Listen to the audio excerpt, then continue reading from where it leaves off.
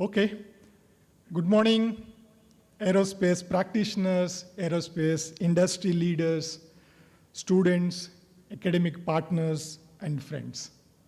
I'm Ravi Kumar, anchor for this plenary session on the integrated vehicle health management. I am also co-chair, organizing committee, AeroCON 2022. I'm also chair of G31 technical committee, which is responsible for standards in electronic transactions for aerospace. As you know, or many of you might have attended, in 2014, we have conducted the first integrated vehicle health management conference in Bangalore. I got introduced to SAE India at that time and fascinated by SAE India and SAE International Technical Committees and started participating in these technical forums and sessions. It's wonderful to have this plenary session on integrated vehicle health management today. As part of this plenary session, we have planned two things. The first one is a keynote address on integrated vehicle health management, current status and way forward. Followed by, we have a panel discussion on integrated vehicle health management in Indian aerospace industry. We will start the keynote address. This keynote address on IVHM, current status and way forward, will be delivered by Mr. Gopi Krishnan Konnanath. We call him Gopi. He is SVP and Global Head Engineering Services and also Blockchain at Infosys. It's my privilege and honor to introduce this distinguished speaker. Mr. Gopi has over 25 years of professional experience in technology, delivery space, with an exceptional track record of incubating and scaling business units within Infosys. As a global leader and head of engineering services and blockchain, Gopi is part of the senior leadership team at Infosys, with the responsibility of direct P&L for the engineering services and blockchain business. Lead for corporate strategy for localization across Europe, setting up innovation hubs in the geography and driving force behind the Be Navigator initiative, which is a grassroots innovation movement at Infosys. Gopi Krishnan Konnanathan, with his many years in Infosys, has played a variety of leadership roles, including client management, delivery management, and practice management, while delivering business results to clients through various technology and consulting interventions and leveraging partner ecosystem. He has a bachelor's degree in engineering in the field of electronics and communication from Mangalore University and has attended many leadership programs, including global leadership program at Stanford School of Business. Gopi is also on the advisory board at WHO Otto Bisham School of Management, Germany. Last but not least, Gopi is my manager at Infosys. Over to you, Gopi, for this wonderful keynote speech.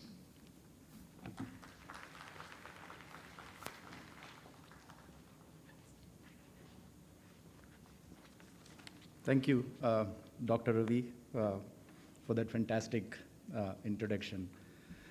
First of all, I want to thank SAE India for having me here. It's a privilege and honor to be here. This is a great event. I've been through some of the sessions and truly an honor to be here. I also want to take this opportunity to thank Dr. Kota. Sir, thank you so much because I do consider it as a privilege to be doing a keynote into a session as a prelude to a session where you're going to do deep diving and moderation into IVHM. So thank you so much for this opportunity. Sure. So I was going through the sessions in the morning, the UAV and drones, very fascinating. And when I was going through and taking some notes, I was, in my free time, like many of us, I listen to music and see, the series on some of the OTT platforms. And I was reminded of one of the series that I saw recently. And this man is accused of murdering his wife on top of a hill, a mansion on top of a hill. And he was 7 minutes in that place before the cops came in. He was arrested and taken to court, but he was let free. And he was let free because no one could prove where the gun was, and because she was shot at point blank range, they could not find any clothes which had blood or any DNA traces. The only thing cops said that when they came in that time, he only reported the crime. They saw him unemotional and playing games on his mobile. And the reality was he was actually sending his gun and the clothes on a drone into the ocean where it could never be found. So, when we're talking about the challenges and all the aspects of drones, I think any technology, the misuse of that, is something that every one of us, as technocrats and engineers, should be aware of. Now let's come down to ground, a little bit to the ground. That's where AVHM starts. So the last decade has been a great time in the beginning of the last decade for the aviation industry. It was growing till all of us know the COVID hit. And COVID hit us in 2019. And the 200 billion approximately, 1% of GDP, global GDP was on aviation industry. And the commercial business, from approximately $800+ billion fell down by close to $200 billion in that year of COVID. But the good news is here, things are picking up and we are all poised for a growth. Growth is happening, passenger traffic is picking up, airline orders are picking up. So the industry is poised for the growth, and of course, cargo is going to just explode because of the whole e-commerce business and the ability and the need to be having more efficient supply chains for the future globally. Now, one of the things that is very important when this expansion happens, as you see the numbers, there is a 4.1% CAGR, which translates to approximately 12,000 to 13,000 commercial aircrafts in the next 10 years, which is 1,200 plus aircrafts. India has 1,000 plus commercial aircraft pending orders currently. India growth is approximately 7 to 8% CAGR, which will be the highest growth, and probably India will become the third largest player in the aviation sector in the next few years. So the opportunities is large. I was looking at some of the data points. Opportunity is large for everyone. There is a requirement probably for more than 500,000 pilots, more than 600 to 700,000 technicians, maintenance crew, and more than 800 to 900,000 cabin crew in the next 15 to 20 years. This is the kind of job creations that could happen. But along with that, the only way that we can scale up is a confluence of technology and a confluence of digital and physical. And that is where the growth that is going to happen, which is projected to happen, can only happen if you are able to scale up on technology. The bad news still is, while the growth has come back, there's still a lot to be done in terms of profitability. And that also, technology plays a large element in terms of driving that profitability. One of the key things that the drivers that will cater to this growth and the technology intrusions are, one is operational efficiency, and all of us are aware of it. You need to make it more efficient. In fact, a recent report from Delta Airlines said that they are losing approximately $350 to $400 million because of poor operational maintenance, unscheduled maintenance, and activities like that. They are actually planning, because of this contingency, instead of an aircraft flying 4 times a day, they're making contingency so that it flies only 3 times a day. Second one is safety. This is one of the most safe industries in the world, but at the same time, there is still challenges in safety, and with the right technology interventions, I believe 35% of the accidents and 60+% of the incidents can be avoided. So that is a role of technology to play. Multiple collaboration models.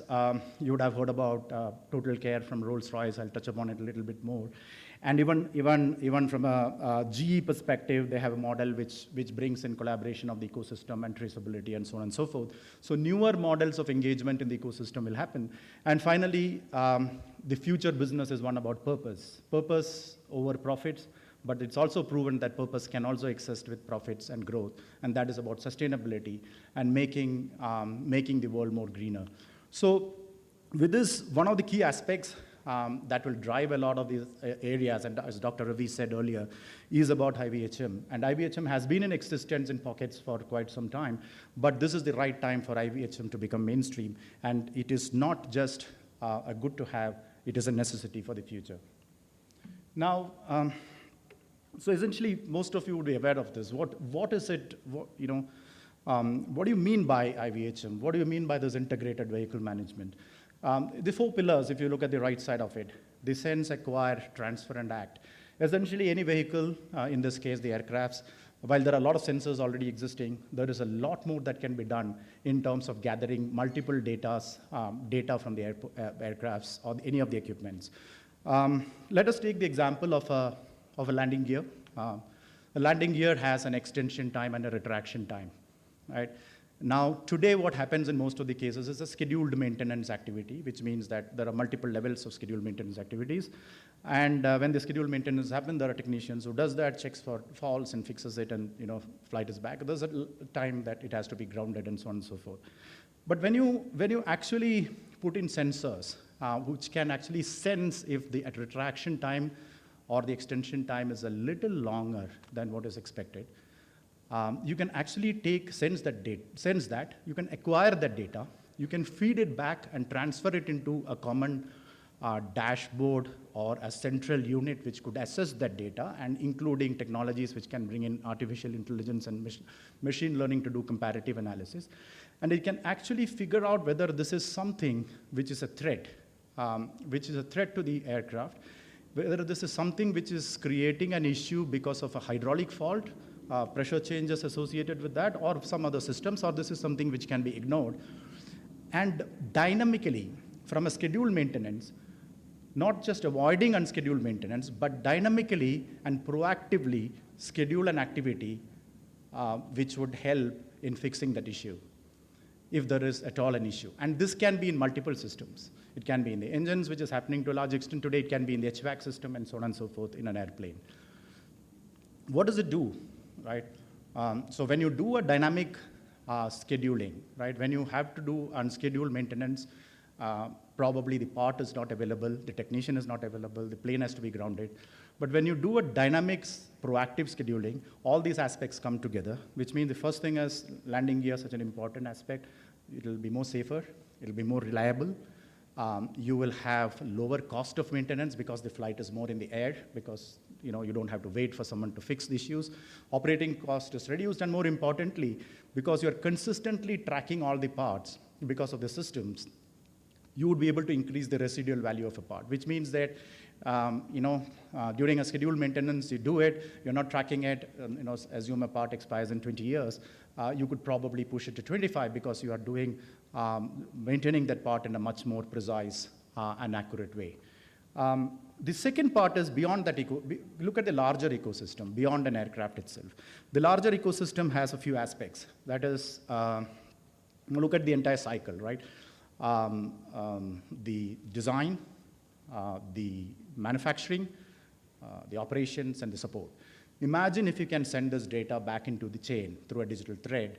What will happen is every part, every aspect of the ecosystem would be able to get this data and make interventions so that you can make changes to the design proactively, you can make changes to the manufacturing process proactively, you can make changes into the operations and the collaborations that you can do, and of course the maintenance support that we spoke about. And finally, today, a lot of health management systems is not really integrated, right? There are pockets of health management systems from different subsystems of an aircraft.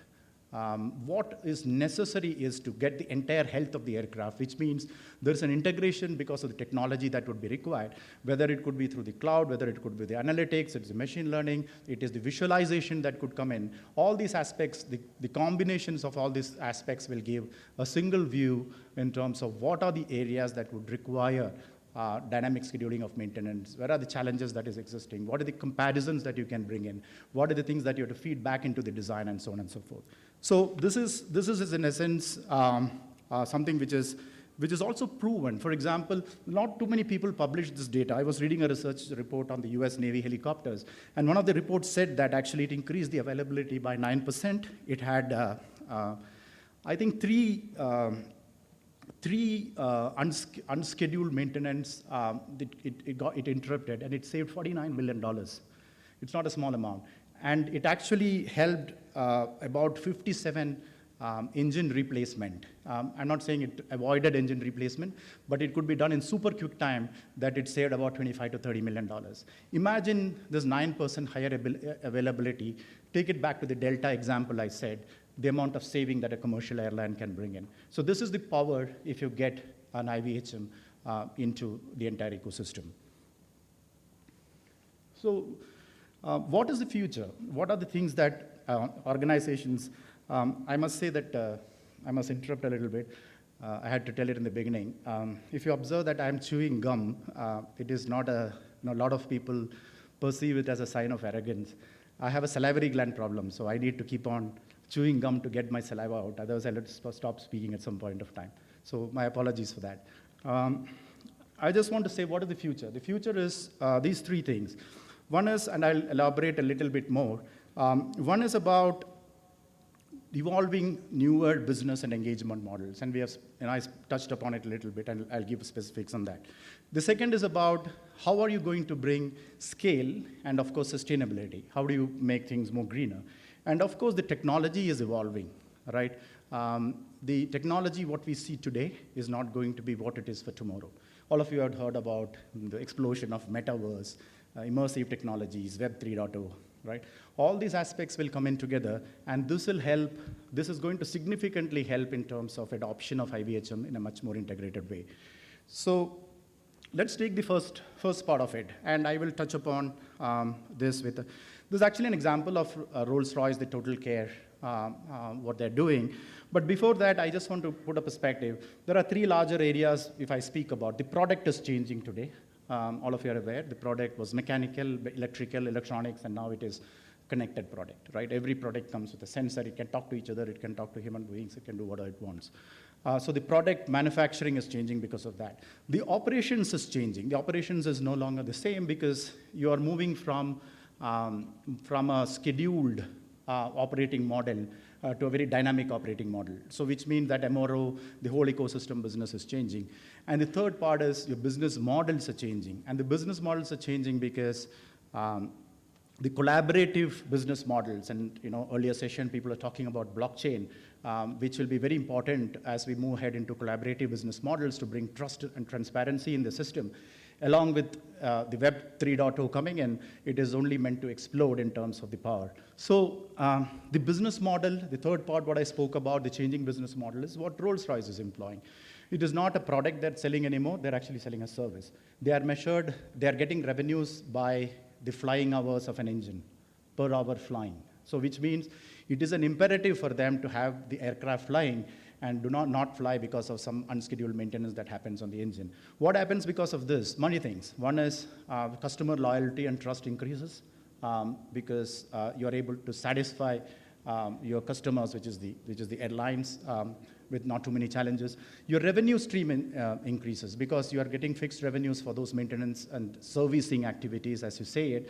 Approximately 50% revenues comes from the service maintenance, that aspect for Rolls-Royce. There is a better potential to look at the parts which is running to the end of life, and some of the high-value parts, look at possibility of using it in a closed-loop recycling. How do you use it into your products again, provided that they're safe to use, but that potential exists. Of course, the sustainability aspects of it, because when you have this as an integrated view, you bring in a lot of efficiency in terms of your maintenance activities, in terms of your plans, in terms of your design, and so on and so forth. So all these aspects are coming together when you do a model like this. This is a collaborative model wherein the performance of the engine is actually measuring the revenues that Rolls-Royce will get. And that is something which is very significant. And this is something which, with the expansion of IVHM, it can go into multiple areas, multiple subsystems of an aircraft. And that is something which all of us would be aware of. The second part is all of us are aware what is responsive aviation, and I think most of this is associated with the power of technology.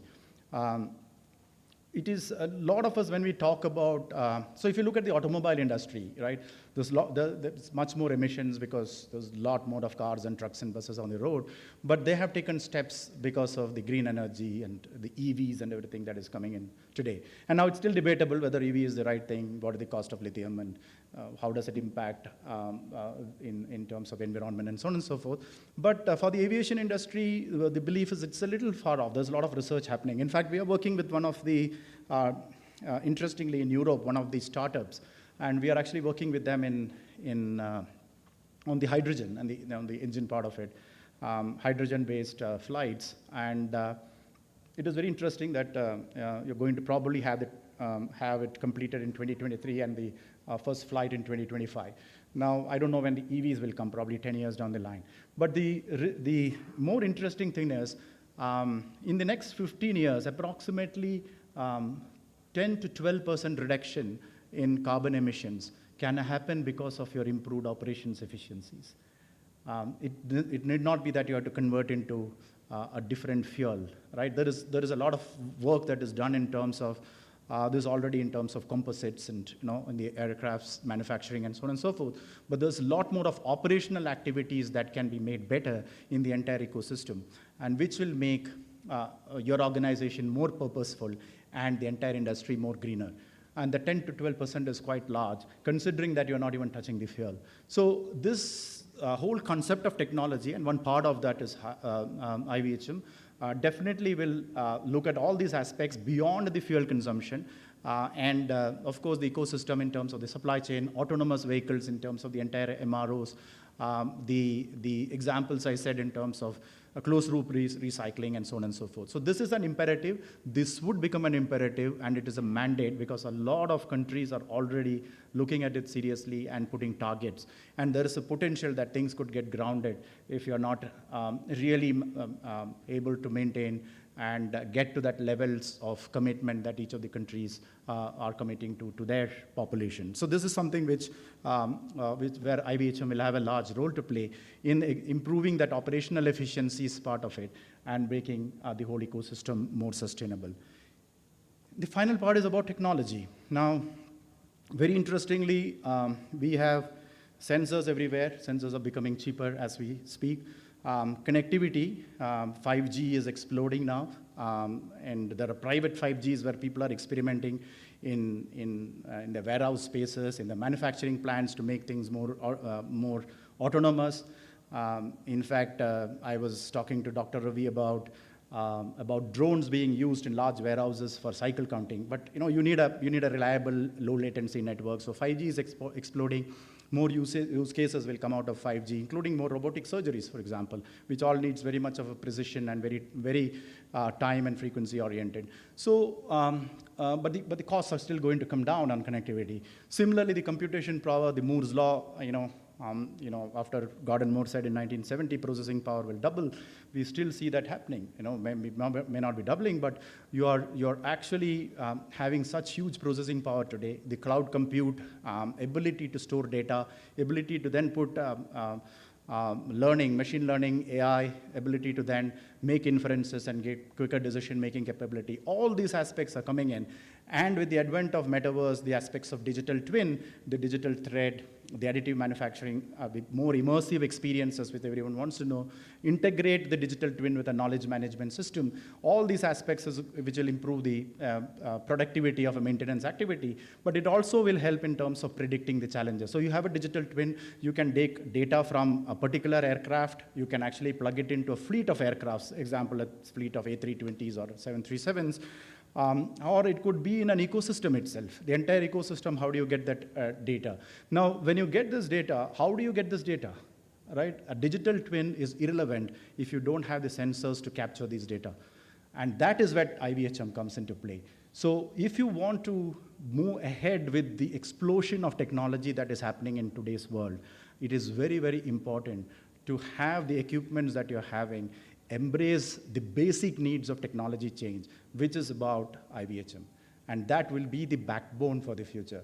And I request all of you to listen to the next session, which is being chaired by Dr. Kota, which will deep dive a lot more into IVHM and the specific use cases. I do know that many of you would have questions, but I think a lot of questions would probably get answered in the next session, which is a 1 hour session. And if even after that there are questions, we can take it then. Thank you so much.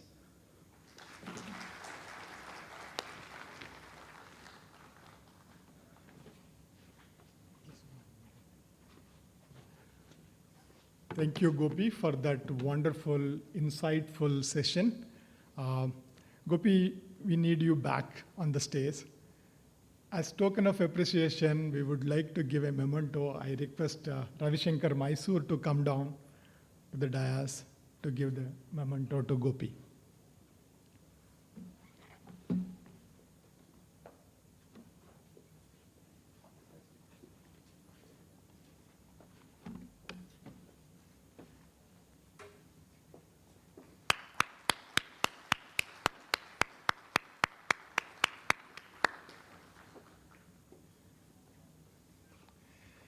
Thank you, Gopi, for taking time out. In fact, he is flying out this evening. He has to go to Mangalore and then come back and move to US. Thank you for that valuable, insightful session. Thank you. Now we will move on to the next session, which is a very, very important session. It is being chaired by Dr. Kota, none other than Dr. Kota. He has been a driving force for many integrated vehicle health management initiatives in India. We are glad, we are honored to have him today for this particular panel. So we'll move on. So we will have this particular session, more specifically integrated vehicle health management in Indian aerospace. Okay. This particular panel will be moderated by Dr. Kota. Dr. Kota doesn't require any kind of introduction, but as part of completeness or for the sake of completeness, I would like to introduce to the audience. In fact, it's a high motivation for many of the youngsters who are sitting in this auditorium today. Dr. Kota is SERB Distinguished Fellow, CSIR, NAL, former Chief Scientist and Program Director, Indian LCA, the Tejas. Dr. Kota graduated from BHU in Mechanical Engineering.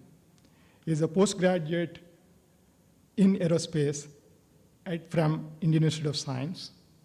He did his PhD from IIT Bombay and also holds a bachelor's degree in law. As Program Director and Chief Designer of Light Combat Aircraft, he has successfully directed the project leading to flight testing and clearance for limited series production. Thanks to his efforts, India succeeded in developing a state-of-art, high-technology fighter aircraft of world class. He is Fellow of Aeronautical Society of India, National Academy of Sciences, and also Indian National Academy of Engineering. He received Distinguished Alumnus Award from ISC and also from IIT Bombay. He was awarded National Aeronautics Prize, FIE Foundation Award. He received Padma Shri from Government of India in 2002. And the awards goes on. He was also formerly Vice Chancellor of University of Hyderabad in 2005, Chairman, Research Council, Center for Wind Energy Technology, Chennai, Distinguished Guest Professor, Department of Aerospace Engineering, IIT Bombay, and many other universities. I now request Dr. Kota to come on to the dais and be there. Thank you. Welcome, Dr. Kota.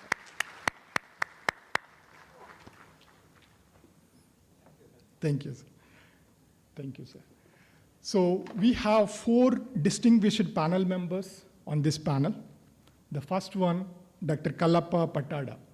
He is the Director of Boeing Research and Technology, India, and a leader at the Boeing India Engineering and Technology Center. He joined Boeing in 2014, currently manages diverse portfolio of research and technology development work in aerodynamics, structures, materials, manufacturing, AI, and air traffic management. Dr. Kalappa has 3 decades of experience in aerospace, defense, and automotive industry. Prior to Boeing, he worked at General Motors and Pratt & Whitney in US, and also Maruti Suzuki in India. He worked in R&D, engineering, and manufacturing. He has 14 patents to his credit, a PhD from Pennsylvania State University, US, and a bachelor's degree in mechanical engineering from IIT Kanpur. Welcome, Dr. Kalappa Pattada.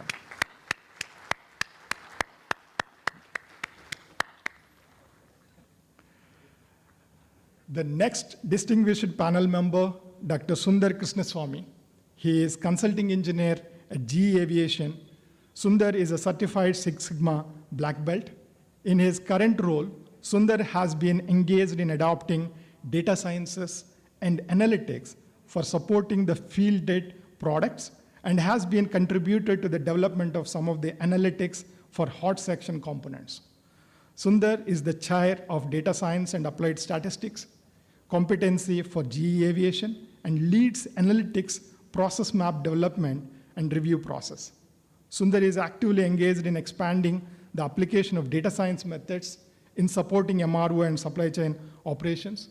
Sundar has a PhD in combustion and propulsion, has over 10 peer-reviewed journal publications, trade secret to his name. Welcome, Dr. Sundar Krishna Swami.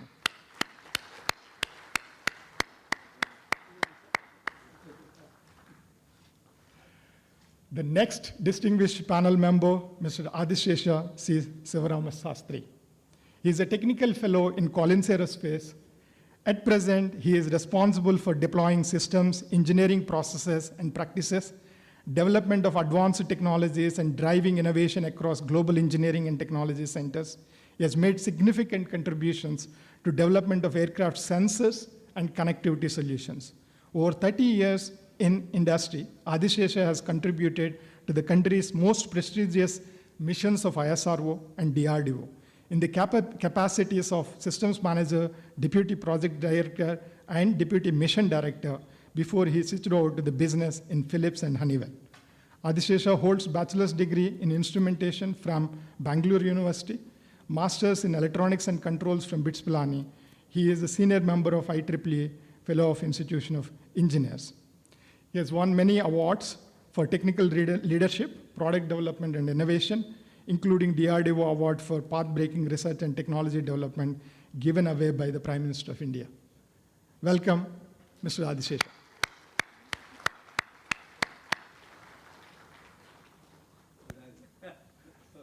Thank you. The last panel member, Mr. Prashant Singh Badodia, Deputy General Manager, HAL. Mr. Prashant Singh completed his BTech in MGM College of Engineering, Nanded. He is a project manager for HTT 40 and AMCA program. He did his MS in Aerospace Vehicle Design Avionics from Cranfield University, UK. He is PMPA certified and also completed IMPA Level C certification. He is recipient of many awards, including Dr. Kalam Award from AESC, winner of Courses Directors Award from Cranfield, and few other. He is currently engaged in the design and development of HTT 40 and heading the project team from HAL in the AMCA project, which is being developed in partnership with ADA. Welcome, Prashant Singh.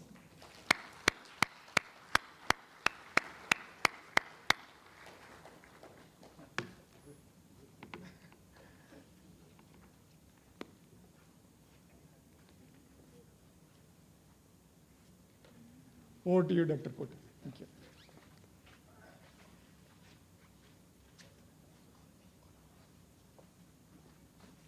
you. To have them here in the thing.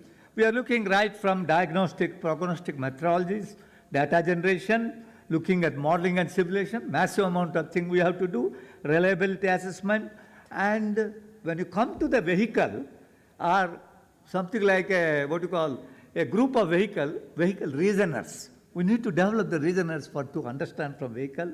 And we look at the algorithms, including AI, ML, DL, and all those algorithms. And most important is, you must have sensors, and also must have an ability whereby you look at the health of the sensor before you give the job to the sensor. Okay, this is very important. We need to do that. And planning for the maintenance, planning for the operation. Quite a few of them are there. I'm very happy. Our panel members will be covering some of these topics based on their background and all. I'll be asking them to talk about each one of them. And we will start with Kalapa. Okay, he's a master in the game. I'm very happy he's here. Then we will have Sundar to talk about. Then we'll ask Adishishu, and then the young man Prashant. Okay, this is the order we'll do. I will request Kalapa to cover what we will do. Each of these panel members will talk for about 5 minutes. Okay, then we'll break for about 5 minutes or so. So that if there are any questions or anything, they will jot down, and then they will go back, try to answer and expand on the subjects what we are planning to do. This is broadly the kind of a scenario what we have to do that. So I will be requesting Kalapa to start with, to talk about the very critical technology what we call at the diagnostics, prognostics, and vehicle level reasoners. Okay, that one. And maybe a little later, maybe the second session, I want you also to talk about modeling, simulation, and the failure modes. This will be the first one we'll be asking. Then I will be asking Sundar to talk about the data handling, data aggregation, data platform, and our favorite AI, ML, DL, all that things. Adi will be talking about sensor, the backbone with which we have to do the job, and also talk about connectivity. It's a very, very critical for him. How we go about it, how do you ensure, these are the kind of things. And Prashant has a lot of experience of building an aircraft. So I want him to talk about the structure, system, subsystem, and how do we plan the maintenance? How do you put the whole thing together so that actionable information is available to the operators and to the maintenance crew, and the operator gets the benefit of IVHM. So this is broadly the background. This is the way we want to do that. I hope it is okay. So we'll start with Kalapa. Kalapa, come back. Sound check. Can you hear me? Thank you. Thank you, sir, for all the kind words. Wanted to just offer my thanks to Ravi, to SAE for making me a part of this distinguished panel, of course, with Dr. Kota here. Yeah, so we're going to, and thanks to Gopi for setting the stage up, we're going to dive a little deeper now. Dr. Kota said diagnostic, prognostic, and let me try to do justice to that. So, you know, at Boeing, and he mentioned actionable, so that's where we are at. At Boeing, when we talk of diagnostic, it's about you need to find the problem, you need to do the root cause analysis, you need to find and implement the solution to the problem. That's where diagnostics is. It goes a little beyond just finding the problem. You know, we talk about some of you who work in this or anything else, you talk about graceful failures, you talk about sudden failures. And sometimes people think diagnostics is applicable to failures. It's applicable across the board. It's after the fact. You're finding out what went wrong, how it went wrong, what to do to correct it. And the point is, even when you start working on a diagnostic system or implementing diagnostics, you do need to find out what problem you're trying to solve, and the solution needs to buy its way onto the aircraft or off-board. It still needs to buy its way. There was an example of structural health monitoring, and I can tell you that at Boeing we have worked a lot on structural health monitoring, but our commercial airplanes have very little structural health monitoring because it has not bought its way onto the aircraft. Now, the reason for that can be that commercial airplanes have a duty cycle which is fairly benign. Taxi, take off, climb, cruise. Whereas military airplanes, it has been able to buy because the duty cycle is not benign. You actually need it there. The effect of not having it there is a lot worse than having it there. And for that, and to analyze such situations, we do believe in building using data we get from our test stands, from our test equipment, aggregating it up to larger system level models. Those models are not very granular, but the purpose of such a model is to actually do a techno-commercial analysis of whether we put a certain diagnostic or prognostic technology, will it actually be beneficial to put it? You know, it's not a very complex way of doing it, but it takes a lot of complexity to build it. But before we do that, we do this kind of analysis before we start on.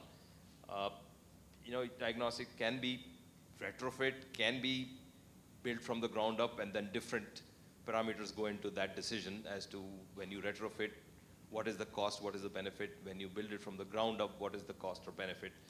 But it's something that's dependent on the hardware it is. So somebody will be talking about sensors, so I'm going to jump the gun, and part of it is the correct choice of, starts with the correct choice of the hardware.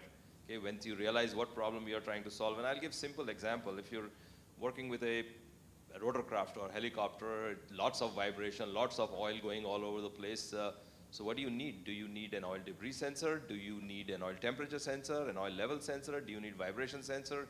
Do you need all of those? Do you need some of those? These are some decisions that are based on what problem you're trying to solve, what is the level of the problem, the cost of the sensors, and we do go through that for defense on a retrofit basis, on a regular basis. We do a lot of test stand work, so I keep saying there is a lot of need in IVHM for test stands, and that need has not gone away.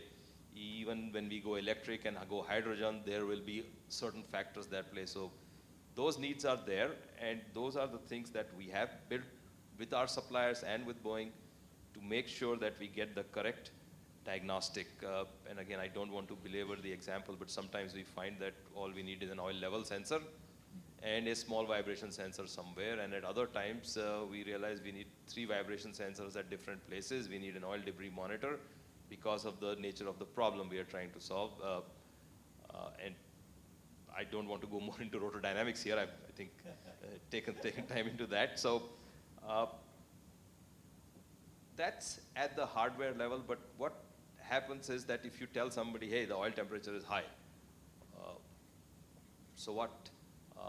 You can have the mechanic inspecting it, and that's where, you know, the stuff that they will talk about, AI, ML, diagnostics, reasoners, all those come in. Our intent is to link that diagnostic information with other information. It could be repair data, it could be data from the repair manual, it could be past repairs. It needs to be flight data as well as to when that fault happened, what else was going on, so that we can get to a correct root cause analysis. And I can't overemphasize the importance of having the data, treating it properly, making it useful so that we actually have a proper analysis and a proper diagnosis. That's where, again, reasoners come in, because I may see a problem in, again, I'm going to the oil, in the oil, but the problem may be at a bearing. Okay? Simplistic example, don't want to make it complex for because the audience is broad, but reasoners are very important, and reasoners, while test beds are good to build diagnostics, I think to build vehicle level reasoners, system level reasoners, you do need very robust modeling and simulation, the whole digital twin play. And at Boeing, one of the things that we do is we start building the digital twin from the moment the aircraft enters the factory. We've had some success in a couple of programs like that. One program we have is called Production Test Flight Analytics, where we follow the aircraft parts and the aircraft from the moment they start, capture all the data, and before the aircraft takes its first flight, we predict what are the squawks, what are the problems that are going to be on the aircraft, and proactively repair it. That reduces the number of test flights. A good example of IVHM being done very early, and that also establishes the baseline for use of IVHM throughout the rest of the life of the aircraft. Of course, it's something now implemented a couple of years back, and we are going to be reaping the benefits. Another program we've done, which is again IVHM together, is called Next Gen Optimized Maintenance Program. And in that, so far all maintenance decisions are made using some history, some diagnostic. Now in this, we have started getting a lot of flight data into it to actually proactively plan the maintenance. And some things you may need to do 3 months from now, some things 2 months from now, some things 6 months from now. How can we optimally plan it so that we do it at the same time without hitting the risk of a failure? And that has actually improved aircraft availability about 2.5%. So it's not use of any new methods or anything, just optimizing what's existing. I just wanted to dwell a moment. Time's up. Okay, well, pass it on. No, but you want to add a point, you can. No, but you know, the common thing I get about prognostics is that one, it needs to be on the aircraft if preferred, and it can only detect graceful failures. And the answer to both of those questions is a lot of the failures we know as graceful, not graceful today, may really be graceful. We just haven't figured out. 100 years back, bearing failures were thought to be not graceful. Today, that's a solved, more or less solved art. And prognostics, again, it's a very tough call, but now that we have data pipelines, all the cloud, all this compute power of the aircraft, unless it's a very safety critical thing, I think prognostics is mostly, at least Boeing, we still do it off the aircraft. We get the data, we get everything off the aircraft, process the information, and give the insight to the operator, or the operator does it themselves. Sundar forward. He is the professor data. Yeah. Thank you, Dr. Kota. So, I think we've heard, Kalaba talking about sensors and the data. I would like to talk a little bit more about data because I saw yesterday and today a lot of folks presenting their papers, really very interesting work that folks have done. And I've talked about data. Now, in a typical aircraft engine, you'll probably have about 180 to 200 sensors collecting a lot of data in different phases of flight. And the amount of data that you get could be very, very large, and multiple flights, a huge amount of data. But if you ask a person who's practicing analytics to solve problems, they would say they don't have enough data. And I kind of correlate this to a very simple example of, if you look at the surface of Earth, 75% of the Earth has water. But all of us, many countries, still starve for water. So it's not about data alone, it's about how the data is available for the context that you're solving. That's so critical. So you'll have to process data to make it available to solve problems that you're interested in solving. Now, whose responsibility is it? Is it an analytic developer that does it, or is it the organization that actually does it? For GE and organizations like GE, we invest a lot of our efforts in making data available and taking the load away from the analytic developer to actually use data in a usable form to provide value to customers. And that's very key. And how do we go about doing this? This is about bringing different streams of data and making it available like a layer. So you collect data, this is raw data, and aggregate and process it in such a way that we call it as usable data. It's on top of the usable data that you try to make any of your models. And it's so critical in an aviation industry that you need to have a transformation of data before you start using it to make decisions. Why? Several of our engines are, just like healthcare, pretty class imbalanced. What I mean by class imbalanced is you have very few failures, and which is very good. All of you will be very happy about it. You don't have dime a dozen failures. You have very few failures and a lot of non-failures. And in a situation like this, when you want to actually process information and find what's going on, it's an extremely tough thing to do. And unless you have data that is actually aggregated and presentable in the form that you can use, you cannot separate what we call as signal from noise. And that's a very, very critical aspect. And remember, sensors do a lot of signal to noise separation. But when you want to take this and apply it to a problem that you want to say, will my next flight be safe? Will I not have an in-flight shutdown? How many such flights can I make when I know the number of in-flight shutdowns for an aircraft will be 1 in 10,000 or 1 in 100,000? And you're trying to predict that one, which is likely to happen. And that is the state of art that all OEMs and Boeing and Airbus are insofar as using these techniques are concerned. Now I'll touch a little bit on AI and ML. What kind of models do we build? And why is it important? I saw a lot of folks presenting to us about ROC curves, area under the curve, and saying, look, here's how good our analytic is. We build analytics, but we look at what is the cost of failure versus the cost of increasing maintenance burden. And what you will quickly recognize is, suppose there is a disruption or there is a failure that happens. The cost to an airliner and to you who are sitting in planes and trying to fly to your destination is far more frustrating than actually increasing maintenance, repeat inspections. So several of our algorithms and methods are not necessarily an ROC curve maximization. We are trying to bias our models to reduce instances of failure and predictive capability of actually saying we will fail much lesser and we will have greater certainty in predicting an event than trying to predict it equidistributedly. So in terms of precision and recall, we interpret them very differently in order to develop our models. And that's very, very critical. The third part that I wanted to emphasize is we have implemented a lot of models. We do a lot of analytics-based maintenance solutions to our customers. We've reduced disruptions by about 56% for our aircrafts where these solutions are implemented. We have improved time on wing by about 12 to 14 days, which is a lot of money for our customers. How do we do that is by paying attention to establishing an infrastructure where folks use analytics development for data. We have established how someone can scale the analytics at speed in order to address customer requirements.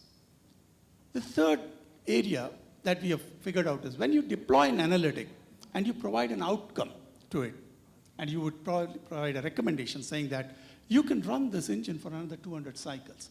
What is the certainty of how confident are you that you can say this will be true? We've deployed solutions that sit on top of an analytic that tells that this analytic which I have provided to you will tell you it will run for another 200 cycles. I know for sure that this will happen. Sometimes we also have analytics that actually say, I may know that this is likely to go for 200 cycles. Or sometimes the solution would say, I don't know whether I'm sure about whether this will run for 200 cycles. Now think about this. Human beings, when they make decisions by saying, I know this will work. Or they may say, if they are not aware, I don't know. Or sometimes they say, I may know. Our solutions are mimicking human psychology in some form, and we call this as humble AI. We are running pieces on top of our analytics. And why do we do this? The moment an analytic which is running on top to make a decision on, I know this, I have a certainty that this analytic will work and it's giving me the right output. When it says, I may know, I bring a human interface to make an interpretation of what is the truth, and I make this analytic learn from it in order to improve. This process has been applied to several of our programs, and we have got tremendous success in running our models. So in summary, I would want to kind of conclude by saying, for us to be able to, for an industry to be able to run and deploy analytics to get value to the customer, it's very important to make sure that you actually have to get data aggregated and probably prepared in a way that it can be used for deriving outcomes. You need to deploy AI ML solutions, keeping the context in view. Is it important to model failures and not have a risk of actually missing them? Vis-a-vis, is it important to actually tolerate certain level of escalation on maintenance? Where do we want to park? And the third thing is, how do we actually look at our analytic in the field and how is it running, monitor it with some intelligent system which mimics human behavior in order to make decisions on continued performance of your analytic. So these are things that is critical for us to be successful. Thank you. Excellent. And later on I will make one or comments. Now let me go to this issue. All this analysis, all these things will be done provided you get the data, get the sensor data, and you also assure us that sensor is really working. So thank you very much, sir. Thanks for the opportunity. Thanks to SAE. So over yesterday and today, we have seen a lot of sessions. Every presenter, speaker talking about, sense, connect, process, infer, and act. So, and then Sundar talked about data analytics, AI/ML, and then he also concluded provided data is available. Okay, sensor is the one which has to give the data. And in the aircrafts today, we have handful number of sensors, and then, but we need more data for analysis. And then the existing sensors give the data for its own ensuring minimum mission requirement. And then we are safe. As of now, we are safe. But only thing is that, how do we make the aviation more efficient? To make that, we are looking for more data.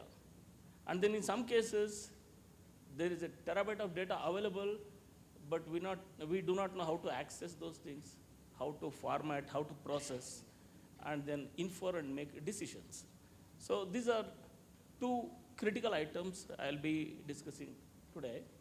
The sensors, we at Collins Aerospace, we provide multiple sensors for all types of applications, be it air data probes, be it thermal vibration sensors, level sensors, attitude sensors, altitude, all these. But the question is how efficient and available they are for the need of today integrated vehicle health management. And is the architecture ready for scalability in case if I have to introduce more sensors? Is the architecture is scalable? And if I have to go and increase number of sensors on the aircraft, is it affordable? Okay, one is feasibility, other one is affordability, and then is it a retrofit or new design modifications have to happen? So these are some of the challenges we have. And then the technology is evolving quite fast, not just in the data analytics or artificial intelligence or any other even materials, but the sensor technology is increasing. Earlier, we used to have sensor independent, and then data processing, signal processing separate, and then the connectivity separate. Now the technology advancement makes these as smart sensors. And then their weight or the packaging, form factors, and the cost, all these things are also becoming better. Now we are saying smart sensors and small sized sensors like nanotechnology, MEMS technology, all these are coming up. They are catering for multiple applications. One MEMS sensor can be used as a vibration sensor. It can be used as a shock sensor. It can be used as a velocity measurement sensor. So it will cater for multiple applications. But the wisdom here is how we acquire that data and then how we apportion and then use it for inferring multiple information there. And when we come to the connectivity aspects of it, if I take a aircraft of the order Boeing 787, you may wonder about 200 miles of wires are on the aircraft. Okay, now if I have to add one more sensor there, very simple. Then I have to touch the wire harness. And then we have to think about how feasible it is. And then do I have time to do all those things and cost involved in that. So it talks about an architectural approach in itself and planning for the sensors by design itself for IVHM. And one should know while designing the architecture that what are the parameters which are important for me. It is not that just I have a lot of sensors and then architecture supports me and then the connectivity supports me. I go and plug in all kind of sensors everywhere. Sometimes we may get the data which may not be useful for us. It may be genuine data. So that planning also is going to be very, very important at the architectural level. And then identifying the sensors, considering the cost versus performance and need aspects of it, and then going from wired network to wireless network. Okay, can we afford to go to wireless on board the aircraft for safety critical applications, mission critical applications? But answer is yes, we are there. In fact, Collins is working on wireless sensor networking technologies, and the regulatory agencies have already certified 4.2 gigahertz, wireless bandwidth, and then that can be used for wireless sensor network communication. And the components are getting ready, and then a lot of research happening all over the globe. So that is something which will be supporting us in terms of infrastructure element, and then sensor, advancement of the sensors, and the modeling and simulation capabilities which supports us in evaluating the architecture in the first place itself. I think these will help us in driving these design, architecture, and communication approaches onto the IVHM needs. And then coming to analysis, onboard aircraft, it is a resource-constrained environment. How do we enable the computation needed for data analytics? Okay, how do we refine the data and then store those and then use it appropriately in a quick turnaround time and in a very lean and efficient manner? And then comes cloud and then IoT, so on and so forth. We can make use of onboard system very optimally and then make a trade-off between using the ground segments and cloud and other external infrastructure. So that way I think connectivity, we are getting there. But a lot of research is going on. It is only that how do we adopt that research content and then put it for application and optimally use it. I think these are the going forward steps for us. Sensor technology, a lot of advancement is there, piezoelectric sensors. In fact, some of the applications, we may not have sensors. Then these advanced computer vision or video sensing technologies, other modes of observations. Okay, we can take those observations in for process and then take decisions for next steps. So I think I will just add over in the interest of time and then come back in the next. Thank you. Thank you. You have a lot of things to say. I know. Yeah, I can go on talking. Okay. So Prashant, you have built an aircraft. Now you have to introduce all those things. Sure. What we are Can I have the talking. slides, sir? First of all, my apologies, Kota sir. In the culture where I come from, we are not permitted to have the audacity to sit with the Guru. But I was forced to sit, that's why. Otherwise, we wouldn't dare to sit with you. I'll quickly share with you the experience what I bring on IVHM in terms of its implementation in military aircraft. It's a very significant aspect because everybody is speaking of civil aircraft applications, but I come from two projects. One is HTT-40, the basic trainer, and then I'm also part of AMCA, the 5th generation aircraft program which ADA is doing. Dr. Sudhindra there is doing quite a bit of work on the health management system, so I'll take you there from the user's perspective. Can we have the next slide, please? So the users have been committing what are the requirements in terms of maintenance. It's a maintenance nightmare if you give a good aircraft, but which takes significant amount of maintenance to go. The Air Force specifies what are the maintenance-free operational time it wants. So in the case of AMCA, I cannot quote the exact numbers, but they are pretty stringent in terms of hours they require. Something close to 10 hours is what has been told, where there should be no maintenance required.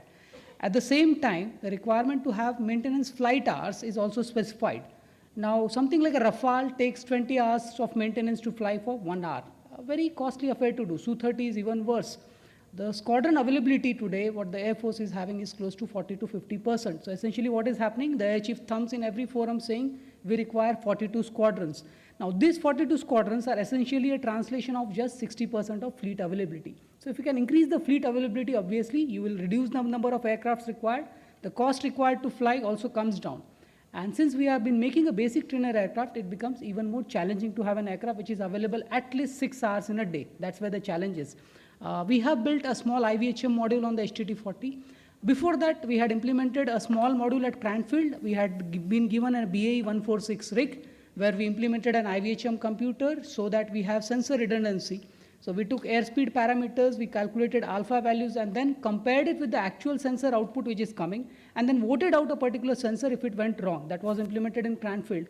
On HTT-40, what we have done is we take the FDR data, And then we have an accidents monitoring tool, which essentially monitors the engine parameters. Sir told us about the time taken for the landing gear for extraction and extension. We monitor that. In fact, a few days back, we had a critical hydraulic failure on HTT-40, which was first highlighted through the ground data itself, that there is a trouble budding up.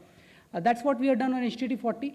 Also, a poor man's solution we have already embedded on the cockpit display. So we have a smart MFD over there. If the pilot presses a couple of switches, he'll get a screen where it tells what are the exceedances happened in the flight. Now, those exceedances include the engine parameter exceedances. We have an engine from Honeywell.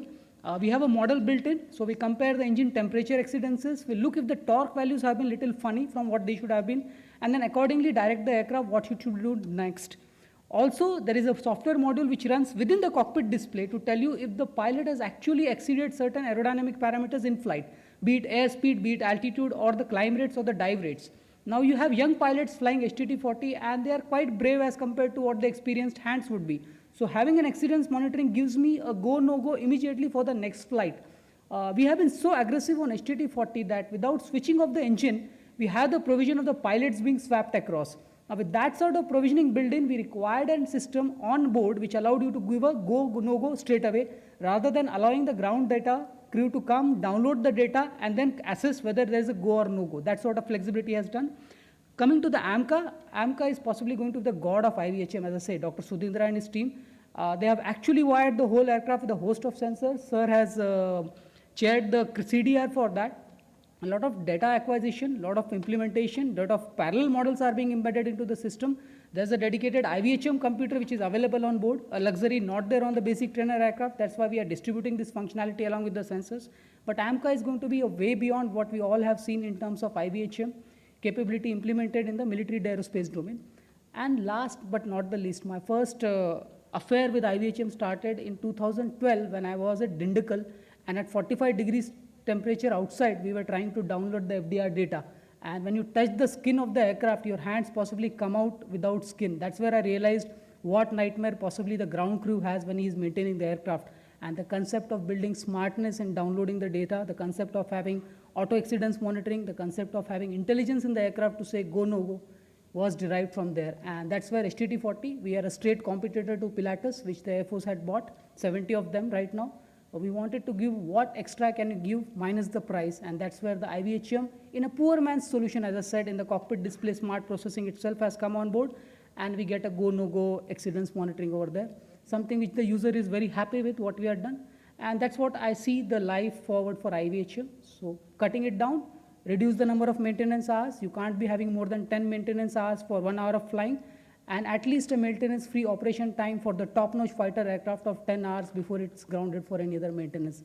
That's what we are looking from the aircraft perspective. Thank you so much. Thank you, dear. Our young man built a trainer. Now he is on the AMCA, the 5th generation fighter. So you can see what all the things we are going to do. And all anything is, this IVHM system basically makes aircraft safe and also operationally effective, availability is higher, and cost of operation is lower. I mean, what all things you want to, you can do that, provided you pay attention to these 4-5 segments what we discussed today. We have to pay a lot of attention and make sure what we are doing is robust enough. Now, I throw open to my colleagues in front of me. If you have any questions and all, here in the panel we could answer. And we have about a few minutes. May I request Ravi? Where is Ravi? Ravi is here. Why don't you come here? You are the moderator. Come here. Okay. Is there any question? If there are no questions, we will ask you a question. Yes, please go ahead. Sir, actually I have a question related to the pilot crash by Pitot, the plane crash by Pitot. So I want to know that is the sensor accuracy is increasing nowadays, or we will face some of the issues in forward time too?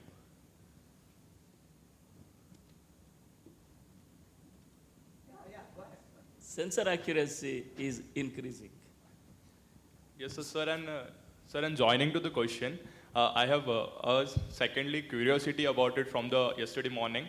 So I was thinking about the MH370 crash, and it happened in 2014. But in 2018, a university professor, he is a radio engineering professor, he has mentioned in a radio station that this kind of crash can only accompany, and it will happen up to 2040, and we will only get in the field that this kind of crash never happens between 2040 to 2050. So are we going beyond it, or we are facing that no MH370 happens again before 2030, or we are having a mission to get a better aircraft till 2025 or 2027? So very, very, very valid question. With Go your ahead, permission, I'll take it.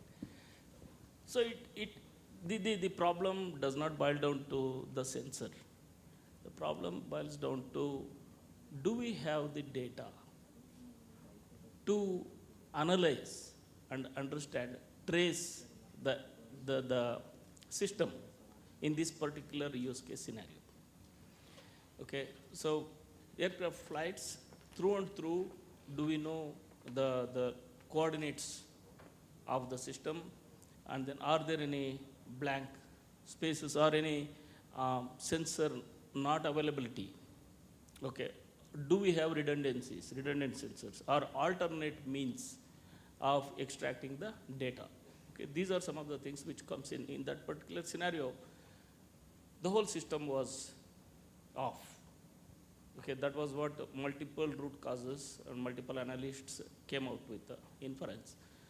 So there is a lot of work going on in that location and tracking aspects of the systems there. Maybe professor has some optimistic or pessimistic timeline, but I think we are marching faster than what it is, because it is not just the sensor, it is artificial intelligence, data analytics, and multiple ways, and then multiple sensor data fusion, and some such technologies are also available, and monitoring from the, you have ADS-B coming in, and then you have SATCOM, and all these things will help us in locating the systems. So I think that answers it. Anyone want to add any point? Yeah. Want to anything extra? Okay. You want to say? Let us hear.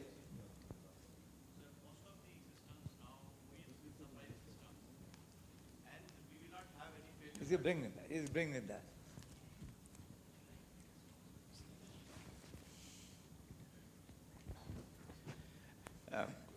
Good afternoon to all of you. I am Sudhakar from ADA. He is the man who has to do the job. Sir, I have a small basic question. We are talking about IVHM technologies, and failure patterns are the main sources for all the sources. Now, we are all getting the LRUs from all OEMs, basically where no OEM will give any data relating to failure, or say how exactly a failure is going to happen, or how exactly the life has to be estimated. In that scenarios, what will be the best method to arrive at prognostics for a given system, and from there to aircraft level? If you can throw some light, it will be very useful to us.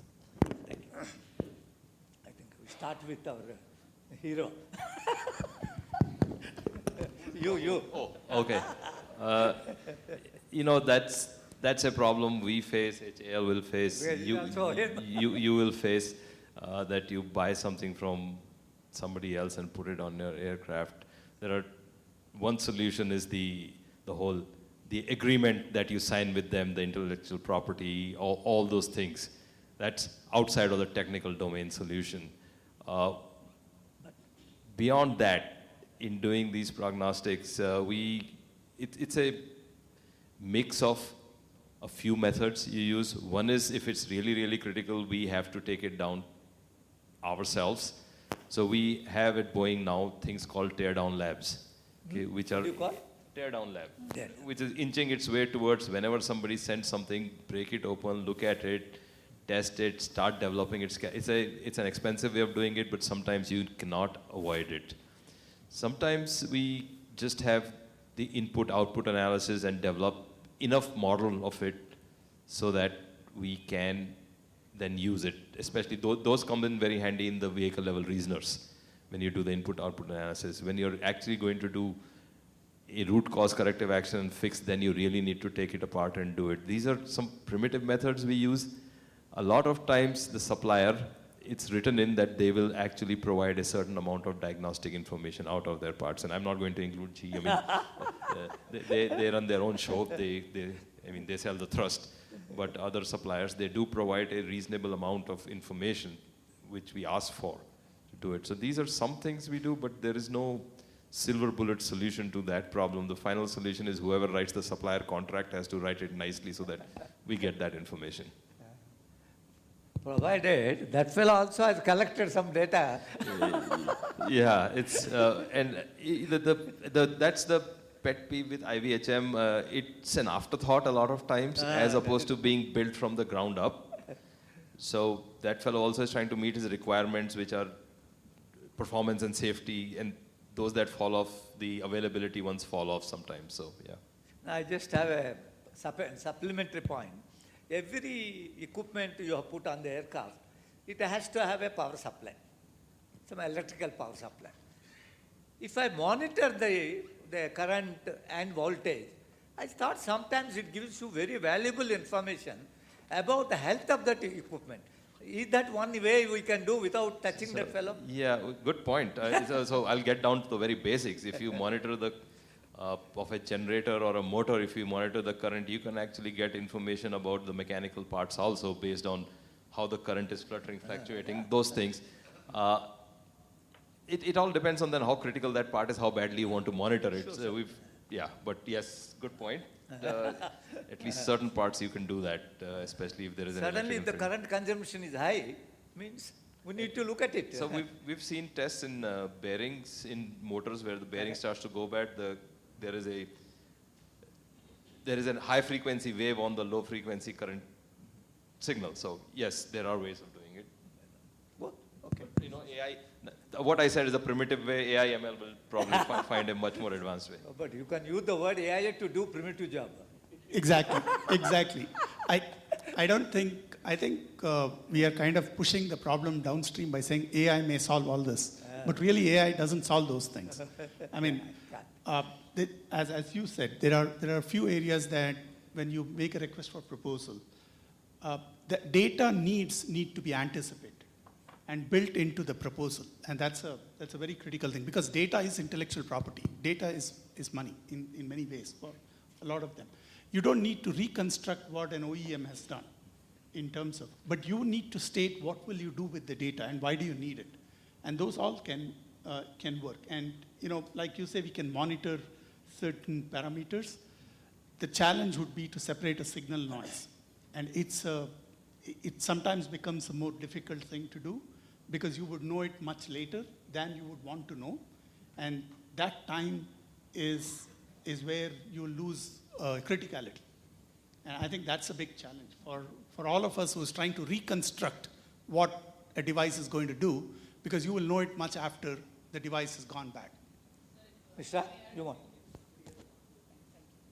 I need to add to him, because I do actually work for him a bit. On the AMCA, there's nothing commercially off the shelf we are having now. Everything is being developed specifically for the AMCA. Thanks to the Atmanirbhar government's initiative, we are banned from procuring anything from outside. It makes high sense right now tying up with the OEMs who are going to supply, because most of them are in-house.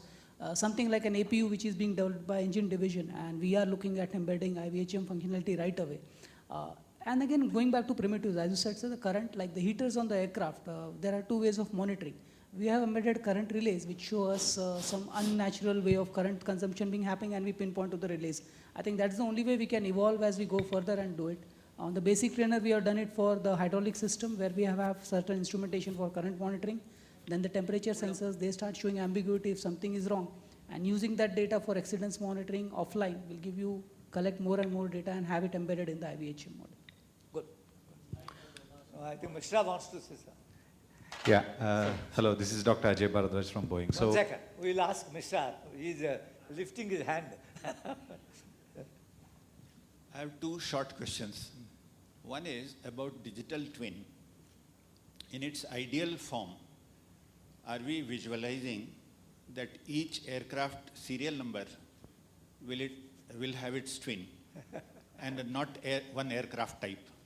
So for each registration, we should have a digital twin which should also be running together with the aircraft flight, and it should monitor itself. That is number one. What is the current concept? Number two, what is the maturity level on some of the things which you mentioned about wireless sensors and other non-sensor observation?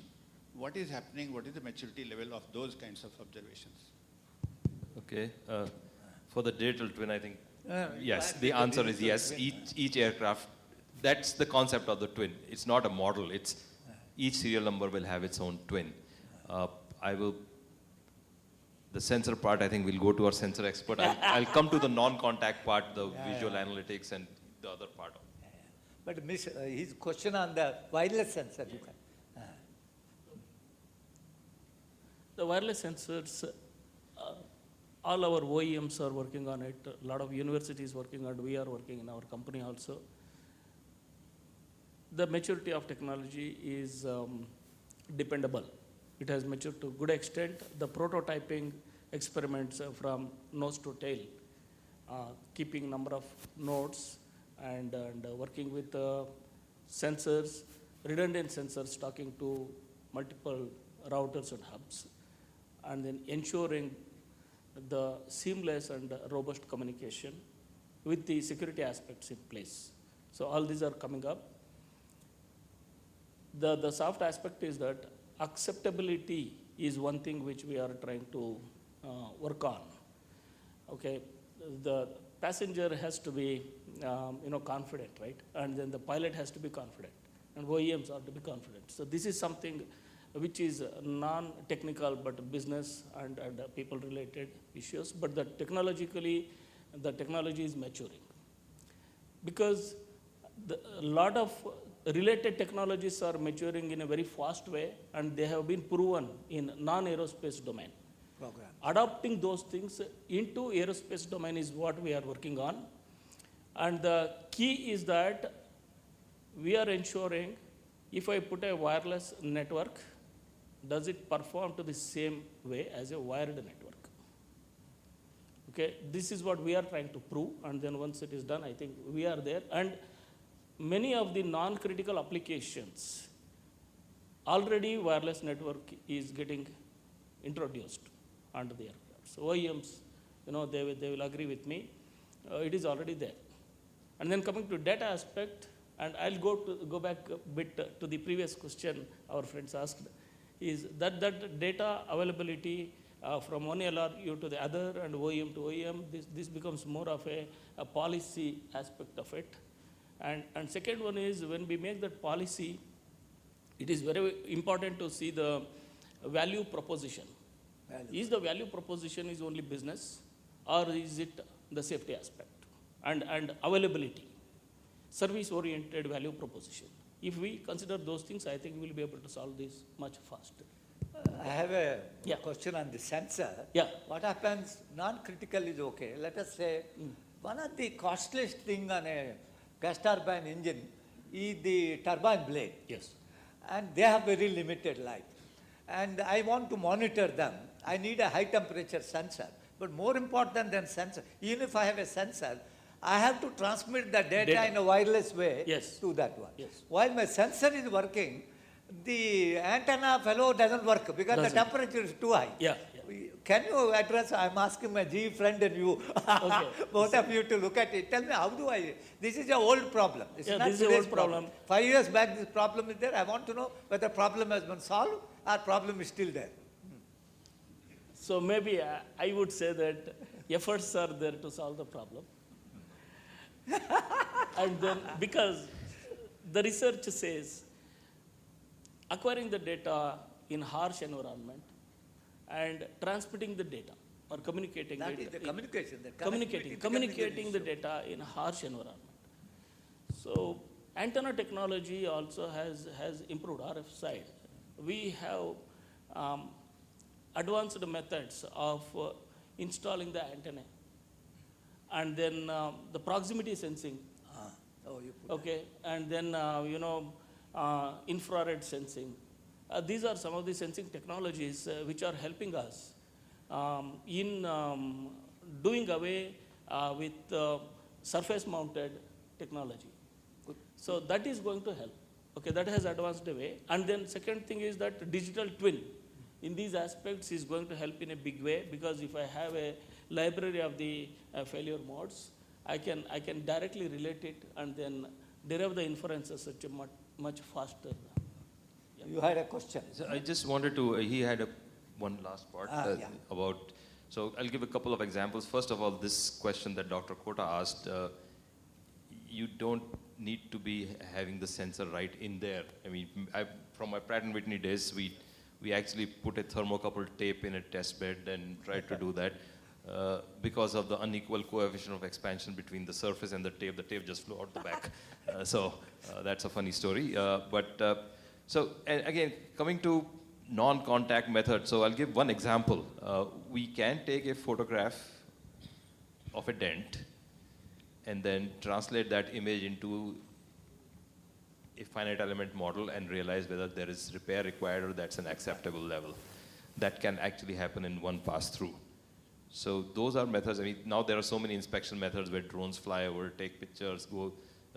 If you want to do again, I'll go back to the vibration examples I've given. There are laser vibrometers that you just point from a side and take the vibration reading and do it. So there are non-contact methods, some old, some evolving.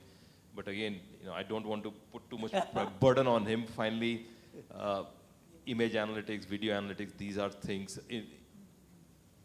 Maybe thermal signature analysis, these are things that will play a big part in all of these. That could be a good Sir, I just wanted to make a comment on Kota's. No, I just want, you want to make I just wanted to make a go comment. ahead. So, while you pointed about the turbine blades and others, I think what we should look at is, what is it that we want?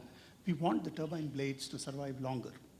And sensors is a good thing, but what OEMs are doing is look at from the start to the end, from the time that we get a billet to a material. Can we put monitors on quality of what are we getting to make the blade? How are we making the blade? And how are we actually bringing it into assembling it? All of these are opportunities where data is generated, where you can derive intel to monitor. And that is the part of the digital thread that when you do, right from the source all the way up to the manufacturing, to know what is it likely to be, we are looking at trying to not build a sensor in the hot section, but to make sure that the hot section doesn't need it till we get to a point that we commit a life. And I think that's where the power of digital and integration comes in. And how much of intelligence can we derive from source all the way up to the manufactured and assembled part is also an opportunity, and a lot of us in OEMs are working on that. Okay. I think last question, go ahead. Yeah, I have a very basic question. Pardon my ignorance if it's too naive. So, is IVHM here to replace the periodic maintenance? If so, are our sensors and AI and ML models are mature and reliable enough? You are asking, are the models mature? No, what is the question? I have not understood. So I'm asking, is it here to replace the periodic maintenance?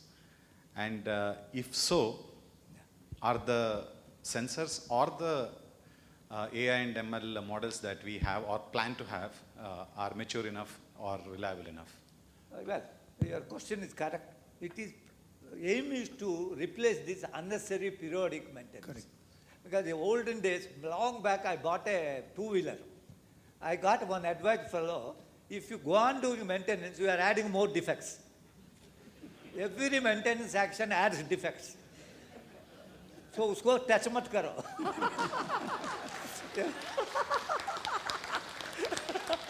So, touch it when there is a problem. I think that is a fundamental point, and we are wasting a lot of time. Of course, we are giving jobs, but that is not the way to give jobs. Okay? So, whole idea is how to, and the availability of the aircraft increases if you don't do that. No, something like 10 to 20% of time of the aircraft is blocked because of this scheduled maintenance. Can I use the time to provide the, what you call, whether it is a military aircraft or a civil aircraft, it doesn't matter. Both of them need to be available. Okay? That is the fundamental point. Okay? Condition-based maintenance is. But I think IVHM is more than maintenance. I can reduce the complexity of an aircraft by using IVHM. Let me tell you one thing. I have a quadruplex fly-by-wire system today. Why should I have it? If I have a clear understanding when my failure is going to occur, say after 10 hours, I can straight away remove that quadruplex to triplex. Later on, I will further reduce it. Then the complexity of the aircraft will come down. And the cost will come down. See, more the equipment in an aircraft, more the failures, irrespective of whatever reasons you give. Lesser the equipment, lesser the failure. That is what we need to do. IVHM is looking at not only our low-hanging fruit is the maintenance, but the real fellow is availability increase, better design. A classic example what I find is F-35 Navy in the USA has always had a twin-engined aircraft. Always, in the history of that. But F-35 is a single-engine aircraft. The reason they gave is, I got a robust IVHM system which will tell you when an engine is going to fail so that you will not have a loss of aircraft. No fatalities will occur. I think, I don't know who is the IVHM fellow who sold the idea, but he's a great sales master. Actually, you know, they learned that from Dr. Kota because on the LCA he came with one engine and then the US learned it from him. But we could sell to Navy. So one small point to add. To the answer to your question, are we taking out the periodic maintenance? Maybe Sir has already answered all those things, but one additional benefit is when we go for IVHM kind of an approach, you will be able to predict the failure well in advance. And then many times what is happening today is failure occurs, but we do not know what is that failure. It reflects in multiple ways of outcome. Correct. The effect can be due to multiple causes. We'll be able to observe in the effect only. Okay, we do not know which actually has caused this one. So now the IVHM will tell us which component or which element has started degrading well before it fails. So understanding the remaining useful life of the component is going to be possible. So that makes these periodic maintenances can be less frequent, maybe, and then even without waiting for the scheduled maintenance, we can take action, corrective actions well before. And because we know the causes well in advance, the downtime of the aircraft on the ground will come down significantly. That's okay, right. so these are the benefits what we are looking at from IVHM point of view. Maybe we can add. No, see, prognosis may need some effort and all. See, one advantage of diagnosis is we are masters in removing half a dozen LRUs when there is a failure. Yeah. At least diagnosis tell you which LRU to remove. This is very important because I know on the field we didn't know which one is a problem. There is a minor chance are there. We remove all of them, put a new one. Then we send it to the testing. They don't find any one of them has failed. All of you know that story. The fellow who failed is still in the aircraft. So this is the problem. Prognosis is the next step. Even diagnosis itself will help us to reduce the time for troubleshooting. Okay? There is a fantastic benefit we are having. And before I close, already we have 12:30. But if there is any comment any one of you want to make before I close, any one of you, and to add, subtract. I wanted to just add on how sensors are available, safer, are we equipped with. So today we are talking about a redundancy of sensors to address any failed sensor, and then dissimilarity design. Okay, because the causes of failure can be anything. If I have redundancy, if both have same behavioral aspects by design, then given use case and given scenario, there are high chances that the other can also be suspected. It may not be failing. But to rule out that, the dissimilarity design helps us, and that is a regularly used approach in the aerospace industry. So that gives us confidence in terms of technology of sensors and then what corrective actions we are taking. Redundancy is one aspect, and then software redundancy, and then algorithmic estimation techniques, and models. All these are some of the things which are helping us in progressing beyond our limitations. So, thank you. Anything else you want to add? No. Okay. You want to add anything? No. Okay. I think we have crossed it by a few minutes. Ravi is angrily looking at us. I want to thank the lead speaker, Gopi, for giving a wonderful introduction to the whole thing. We have an outstanding team here, and they covered very well. The subject is a very tricky subject. But they have done a great job. And thanks to the SAE team for collecting all of them and making them come here. Sometimes I find there used to be a book called Physics for Dummies. Can we have a IVHM for Dummies? Can all of you be authors for that? Chalo. Okay. It is important because sometimes we over-exaggerate its complexity, sometimes we simplify its thing. Both are dangerous things. Okay? We need to do it in such a way it is helpful to the operator, helpful to the designer, helpful to the maintenance people, helpful to the developers. People who are developing the equipment, people who are developing the systems and the aircraft. So, Ravi, we have got the confirmation from all of them. But it is worthwhile. We prepare something like that so that the students who are coming out of the college have a good understanding and then get into the action. Otherwise, you take 10 years and then you come to know, then you are already too old to do any job. That should not happen. So that is the kind of thing. Thank you. Thank you, Ravi. We are handing over the mic to you. Thank you, Ravi.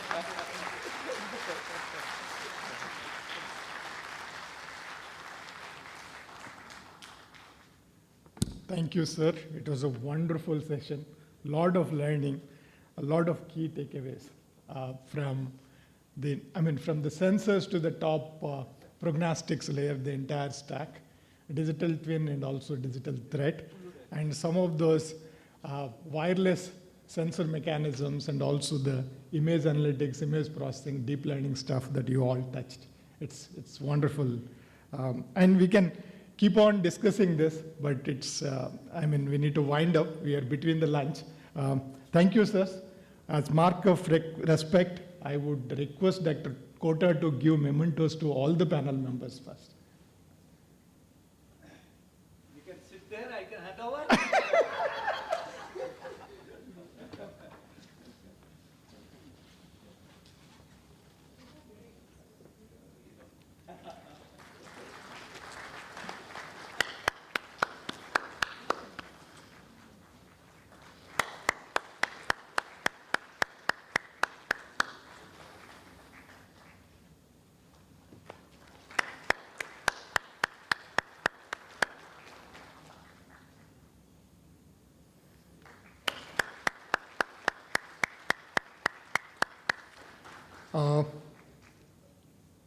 Now I request Dr. G. Srikanth Sharma to come on the dais to give the memento to Dr. Kota.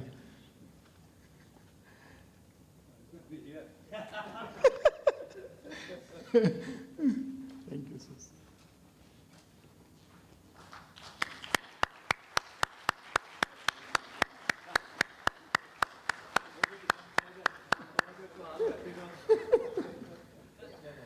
Oh, thank you.